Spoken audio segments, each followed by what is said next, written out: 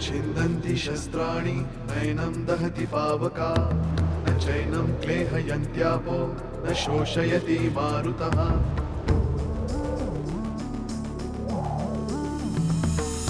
दिवसामागुणरात्र धावते सकाळ संध्याकाळ सूत्रधार जो या साऱ्याचा नामतयाचे काय तयाच्या मनात दडले नकळे कधी कुणा क्षणात होते संभव सारे क्षणापूर्वीचे असंभव असंभव असंभव असंभव. एक भाऊ नसला तर असा काय फरक पडणार आहे रे. अरे आणि तो तर आहेच स्वप्नील. खजिन्याबद्दल मी स्वप्नीला नाही सांगितलं, मला आजोबांकडून कळलं. पूनम शास्त्रीच्या बहिणीनं असं वागणं चालत असेल, पण यशवंतराव सरंजामेच्या सुनेनं असं वागणं बरोबर नाही. पुन्हा मागल्या वेळेसारखं झालं तर? रिलॅक्स. पुन्हा हा विषय नाही. चूक झाली माझ्या हातून, मी तुझी माफी मागतो. खरंच चुकलो मी. असं तुम्ही असं का करताय? अरे त्यात काय आहे चंदू?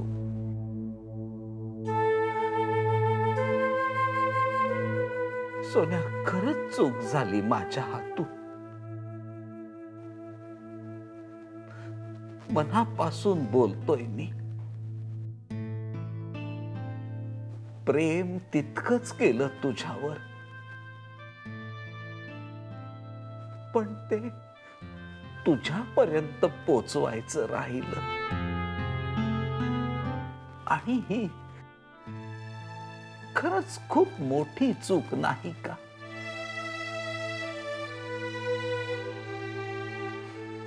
खरंच खूप मोठी चूक आहे. श्रीराम श्रीराम.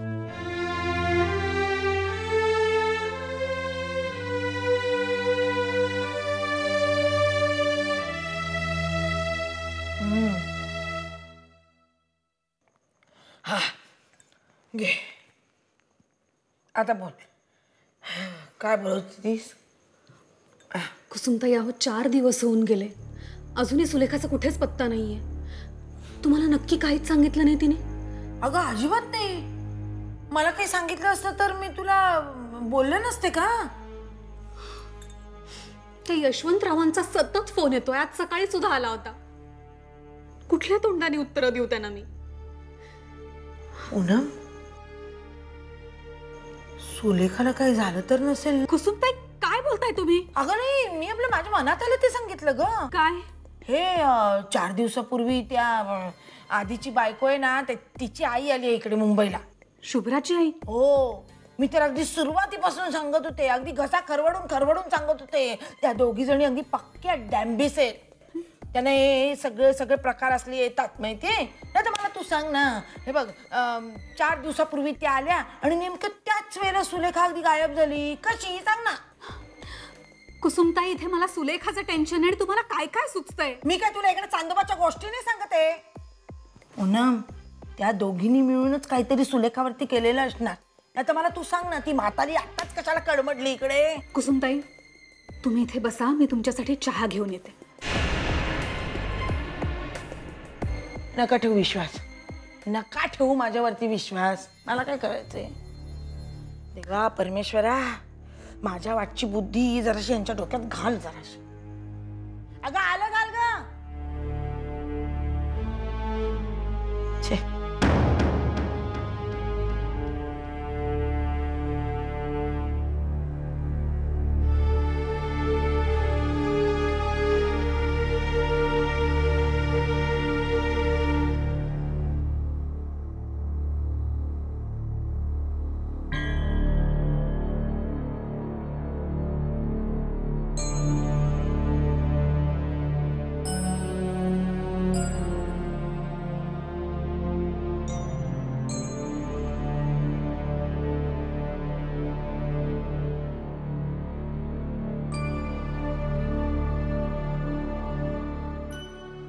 आजोबा तुम्ही झोपला नाही अजून?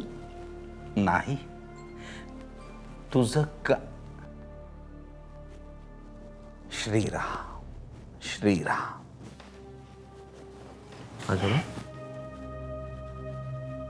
चाललात काय असे लगेच? तुझं चालू दे. खजिन्याशी संबंधित कुठल्याही गोष्टीत मला आता रस उरलेला नाहीये. चालू दे. आजोबा असं का म्हणताय? हा खजिना शोधण्यासाठी तुम्ही अख्खं आयुष्य वेचलात. श्रीराम श्रीराम. आणि या आयुष्याचं संचित काय? माझ्या नातवांचे, मुलांचे आपापसात बिघडलेले संबंध, ही भांडण, माझ्या या हव्यासापायी मी एका बापाला त्याच्या मुलापासून तोडलं आहे. तो बाप माझाच लेक आहे आदिनाथ. श्रीराम, ही बोच कुठला खजिना भरून काढणार आहे सांग मला. आजोबा पण यात तुमची काहीच चूक नव्हती. हा सगळा गैरसमजुतीचा प्रकार आहे. भाईला ते वेळेवर सांगायला हवं होतं, नाही सांगितलं, चूक झाली, मान्य आहे. त्याचं चिडणं, त्याचा राग सगळं मान्य आहे. पण त्याला जे वाटतंय ना की या खजिन्याचे वाटे करायला लागू नयेत म्हणून आम्ही त्याला हे सांगितलं नाही, ते कदापि एक्सेप्टेबल नाही.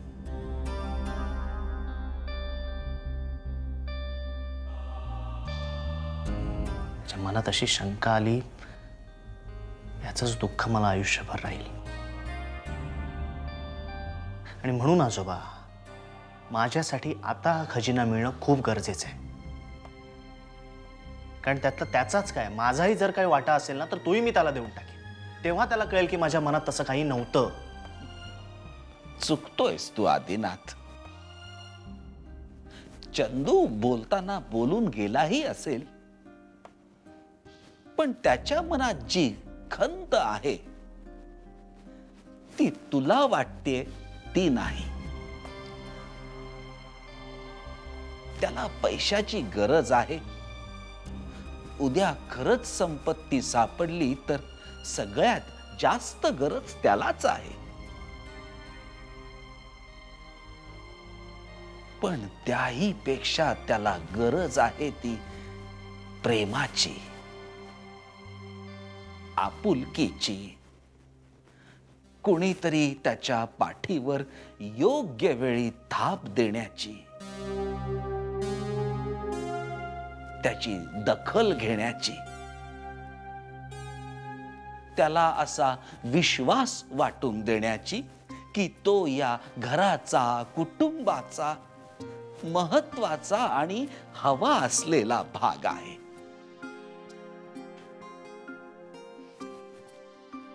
हा सगळा आत्ताचा राग नाहीये आदिनाथ. गेल्या अनेक वर्षांपासून साचलेल्या गोष्टींचा स्फोट आहे हा. मधू त्याच्याशी सुरुवातीपासूनच खूप कडक वागला. त्यात चंदूचा स्वभाव असा बंडखोर. तेव्हापासून विस्कटलं सगळं. या सगळ्याची घडी बसायला वेळ लागेल ना. आता तो वेळ आपण त्याला द्यायला हवा आदिनाथ. निदान मी तरी तो द्यायचं ठरवलेलं आहे. त्याच्याशी बोललो मी. त्याचे काही मुद्दे पटले मला. आणि म्हणूनच मी ठरवलंय की मी केलेल्या चुका सुधारायच्या. चंदूच्या मनात जी पोकळी निर्माण झालेली आहे ती भरून काढण्यासाठी खजिनाच हवा. अगदी बरोबर आहे तुझं. पण सोन्या नाण्यानं भरलेला खजिना नव्हे, प्रेमाचा खजिना.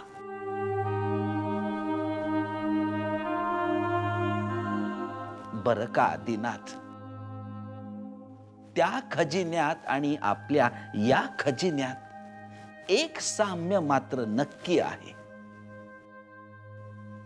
तो असतो आपल्या जवळ,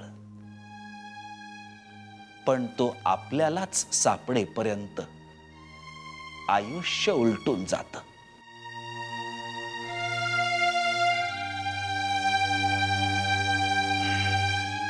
श्रीराम श्रीराम.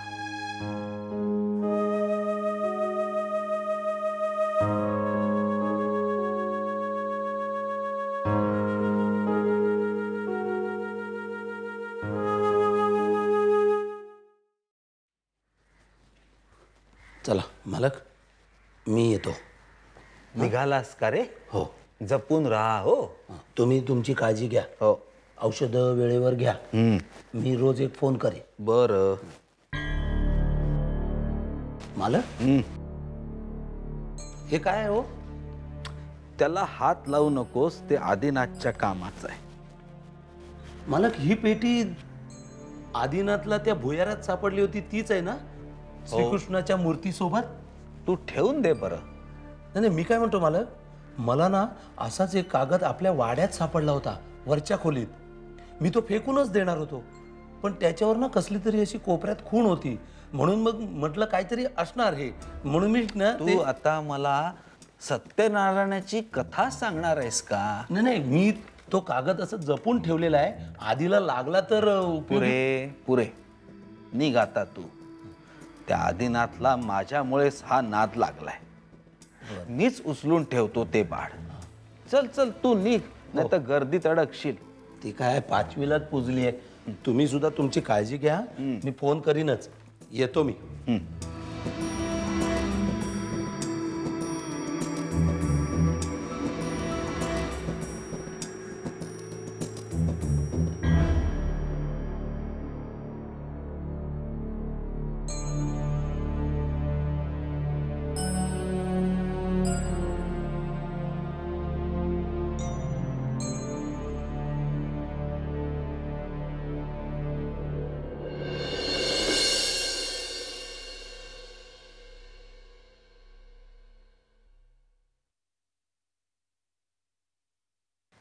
आई, मला खूप भीती वाटते ग. कसली? सुलेखा जाऊन खूप दिवस झाले. मी आता लाईटली नाही घेऊ शकत. मला पोलीस कंप्लेंट करायलाच हवी. पण बाळने केली आहे ना? काय? नाही ग. हो, बाळ त्याच्या इन्स्पेक्टर मित्राशी बोलत होता, मी ऐकलंय. सुलेखाबद्दल सांगत होता तो. मग मला का नाही बोलला तो? बाळचं हेच तर मोठेपण आहे ना. त्याला तुझी खूप काळजी वाटते. ज्या गोष्टीचा तुला त्रास होतो ती त्याला अगदी सहन होत नाही. मग सुलेखाचं नाहीसं होणंच का असे ना. आई, तू असं बोलतेस जसं तुला आनंदच होतोय सुलेखा गेल्याचा. खरं सांगू का, मला काहीही फरक पडत नाही. आई, मी खूप टेन्स्ड होते म्हणून तुझ्याकडे आले. पण आता मला कळलंय की तुझ्याशी बोलण्यात काहीच अर्थ उरलेला नाहीये. आई, अगं सिच्युएशन किती सिरियस आहे आणि तू तेच काय घेऊन बसलीयस? कोण म्हणेल तू तिची आई आहेस? तसं न म्हटलेलंच बरं. आई मुलीचं असं नातं असण्यापेक्षा ते नसलेलंच बरं.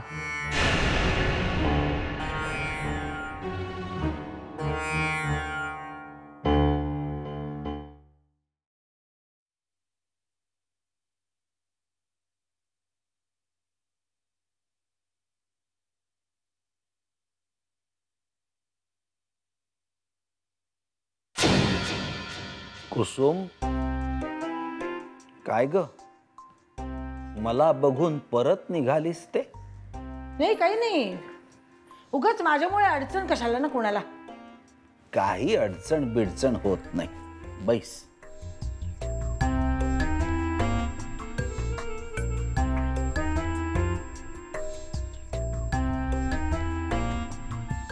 काय ग, मागे एकदा अचानक वाड्यावर का आली होतीस?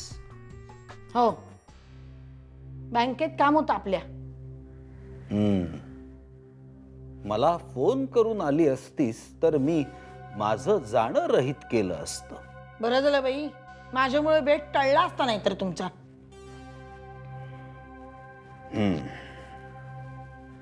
जिभेवरचा कडवटपणा अजूनही गेला नाही वयानुपरत्वे. आठवणी कडवट असल्या ना की मनही कडूच होतं, आणि मन कडू असलं की जीवही कडूच होते. वा कुसुम, अगदी साहित्यिक बोलायला लागलीस. मी नेहमी खरं बोलते. श्रीराम श्रीराम. का हो बाबा, ते दादाचं आणि चंदूचं भांडण झाल्याचं कळलं म्हणून तुम्ही आलात ना? हा, खरं सांगा. ते निमित्त झालं. प्रियाने सांगितलं वाटतं. आमच्या बोलण्यात विषय आला होता तो. नाही, मग तिच्यामुळे जे रामायण घडलं ते नाही सांगितलं तिनं. रामायण घडलं? वाटलंच होतं मला वाटलंच होतं. प्रियानं सुलेखाला जेलात पाठवण्याचा कट रचला होता. काय, बाहुलीनं? हो हो, तुमच्या बाहुलीनं. ती क्षिप्रा गेली ना बाबा, तिचा खून म्हणे सुलेखानं केला होता असं तुमच्या बाहुलीचं म्हणणं होतं. पण फसला, तिचा बेत फसला. सुलेखा सही सलामत सुटली. कर नाही त्याला डर कशाला. त्यानंतर पूनम आली होती इथे जाब विचारायला. अहो, तिनं तांडव घातलं, तांडव. या घरातून जरी कोणाचं प्रेत उठलं तरी या घराचा उंबरठा मी ओलांडणार नाही अशी शपथ घेतली पूनमनं. एवढं सगळं घडलं पण कुणी काहीच बोललं नाही मला. सगळ्याच गोष्टी तुम्हाला कोणी सांगत नाही बाबा. आणि तुमचे फोन कोणाशी चालतात? कोणाशी? त्या तुमच्या बाहुलीशी, आदिशी, नाहीतर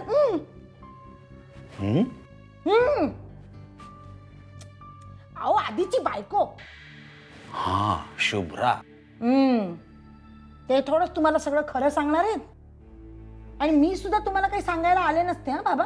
पण आता तुम्ही भांडण मिटवायलाच आलात म्हणून मी आपली कानावर घालते तुमच्या. श्रीराम श्रीराम. मला काय करायचंय? मी कधी करते का तुम्हाला फोन? मला काही गरज नाही आहे कोणाला फोन बिन करायची. करत राहा त्यांनाच आपले फोन. तुम्ही बोलालात म्हणून मी आता आपली इथे आले, नाही तर मला काही गरज नव्हती इथे बसण्याची. तुम्ही विचारलात म्हणून मी सगळं सांगितलं तुम्हाला, नाही तर मला काय करायचंय?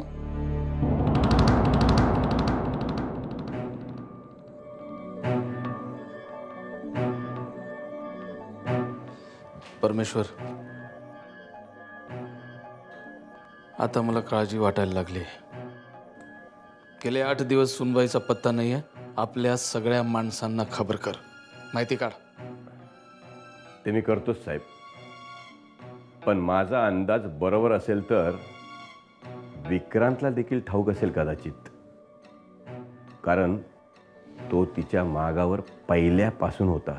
नाही, विक्रांत नको. दुसरा माणूस बघ. विक्रांत नको, विक्रांत नको. ठीक आहे. कोकणातला तो खोत माहिती आहे तुला? हो, ज्याला आपण शास्त्र्याच्या कुटुंबावर. तोच तो जेलमधनं सुटलाय तो. ठाऊक आहे माऊली. त्याचा एक माणूस 3-4 वेळेला सुनबाईला भेटून गेला म्हणे. काय काय? तुझा पांडू तुला ही माहिती देत नाही असं तू मला दाखवतोयस का? माऊली शपथ, त्याला हल्ली मी तुमच्या हवाली केलाय आणि त्याला मी काही विचारत नाही. पण या खोताचा सुनबाईशी काय संबंध? तीच माहिती हवी आहे. त्याने सुनबाईला काही तसं असेल ना तर साहेब त्याच्या घरासमोरच्या माडावर उद्या नारळाऐवजी त्याचं मुंडकं लटकलेलं असेल. स्वतः कोकणात जा, माहिती काढ, सगळी माहिती काढ, डिटेल, आणि हे प्रकरण हँडल कर. पण काही करायच्या आधी मला फोन कर. ठीक आहे. परमेश्वर,